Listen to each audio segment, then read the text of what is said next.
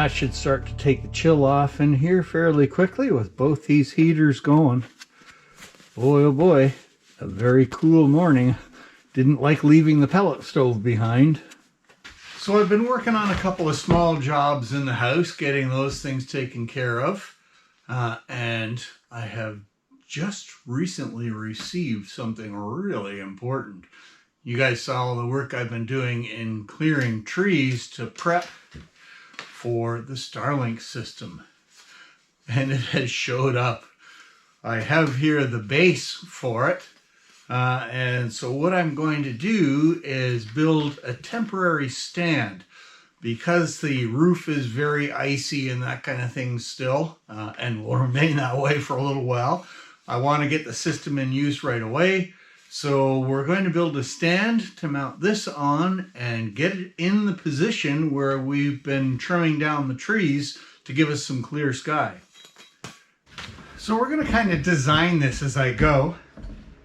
I've got a piece of very old reclaimed 3/4 inch plywood here. First thing I want to do is cut a straight edge on it, so I'm going to run it through the table saw. Always good to start out with a straight edge to do all your measurements from. And then we're going to cut it down into a triangle shape to kind of match the stand. I think what I want to do is build a tripod, 3-legged tripod, just so I don't have issues with it rocking around or that type of thing out on the ground. So we'll get this run through the saw and then start doing some measurements.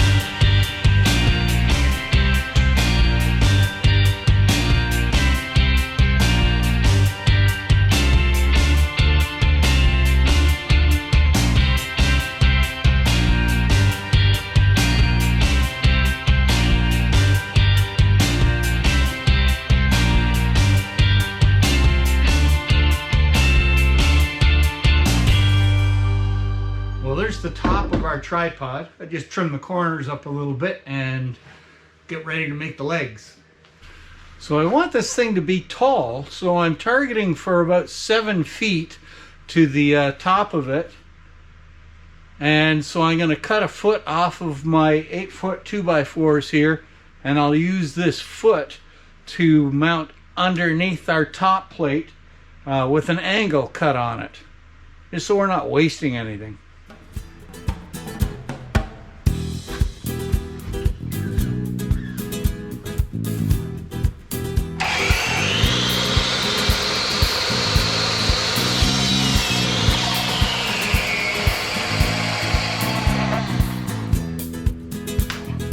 So what I've got so far is I've got my foot-long 2x4s that I have left over trimmed off the legs, and I have cut a 10-degree angle on them. That was just kind of a guess at what would be a good angle. And then I've undercut my base plate with a 10-degree angle on it. So I'm going to screw these in place on here, and then of course our legs will attach to that point. So we'll get this, get the base plate all put together here and see how it looks.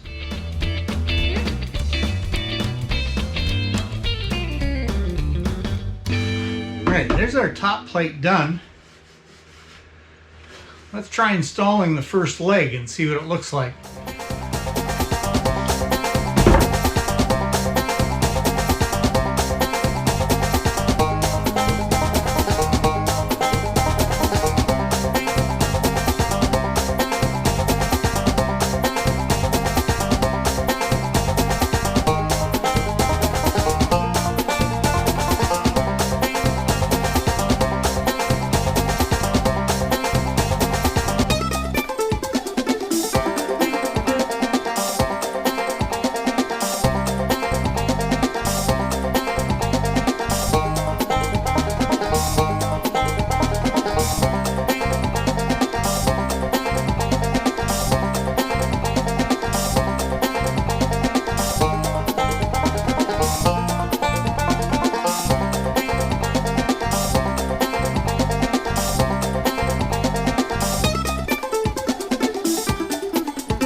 So that 10 degrees gave me lots of angle. So I've got a 7-foot height. Now I've got to put some braces in, 3 braces in along the bottom of the legs. And that's also the spot where I'm going to sit a cinder block to give this thing really good rigidity. And then we've got to screw the actual tripod stand on the top of this thing. So let's get our braces on. Well, there's the tripod.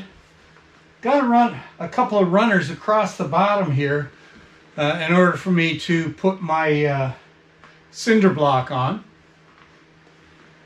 And next I think is going to be tipping it over and getting our dish mounted on the top of our plate here. It looks good. It's nice and sturdy, high. Pleased with it. All right, so there's the completed stand. I've got my mounting base for the dish up on the top. I put a couple of slats in across the bottom here. I have got a 24-inch square patio stone that I'm going to put on here to stabilize the stand. The only other thing I'm going to do is cut a piece for an adjustable leg on this far side because I want to be able to get everything reasonably level. So I'll just put an adjustment on that one leg and that should work good enough. Well, there it is. It's up on the stand. So I'm quite pleased with that. I've got my patio stone in the bottom. And what I have done in order not to run the cable along the ground is I've got this nice bright yellow rope running over to my clothesline tree, then over to the house. And it's attached to the old television tower there. And from there, it will go inside the house.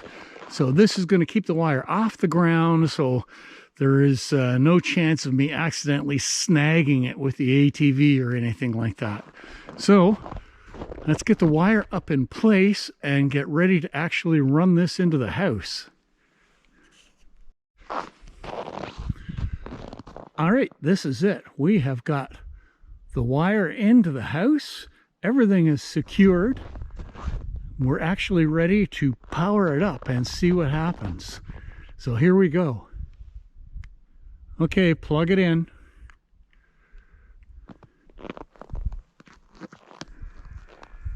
It's moving.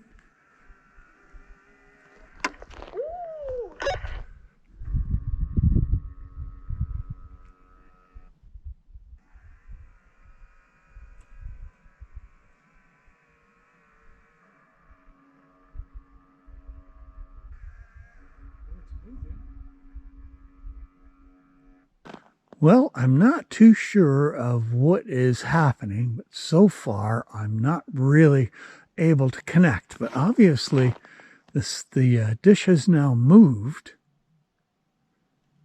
and I can see it doing very tiny little moves here. So I think it's just in the process of picking up the satellites.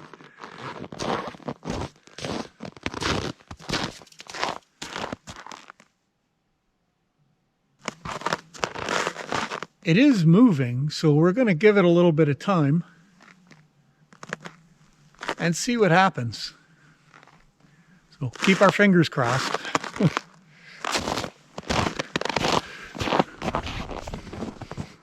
So the Starlink system has been up for about a week now, and well, not quite a week. And so far it seems to be working really well. The speeds are back and forth, where we get a low of about 16 megabytes per second, and I have seen it as high as 220. It's unbelievable. Even at its lowest, it's incredibly faster than what we had before. And the stand is working really well. It's very stable because of the weight that I've got on the bottom of it, and it really seems to be doing the job. An interesting thing with these is it does actually seem to melt the snow, which is pretty cool. So the surface of it is actually heated. I'm not sure what the heat is, but it sounds like you don't want to put your hands in front of it for very long, so it may be some kind of microwave heat or something. So it's quite low temperature. It's only, maybe 10 degrees Celsius kind of thing, but you can see the buildup of ice on the bottom, on the base plate here from all the snow that has melted off of it. Now, once it's in place, it does not move very much at all. I've seen it move just the tiniest bit if you really look closely at it. And as you can see, it's lined up with some nice clear sky here. So that works well. Now the adapter for it is on the way, which will allow me to disconnect it from this tripod and then install it where the old satellite dish is, which will give it an even better field of view. So I've still got these trees to clean up down here. I am probably going to drop a few more over here. Not that I really need to, but I want to give the birch a chance to come in. There is a lot of small birch out there, and I think that would make things look really nice. So we'll look at doing that a little later on. So, good news so far. Very happy with it. It's been a bit of a job to put up, and it's really worked well so far.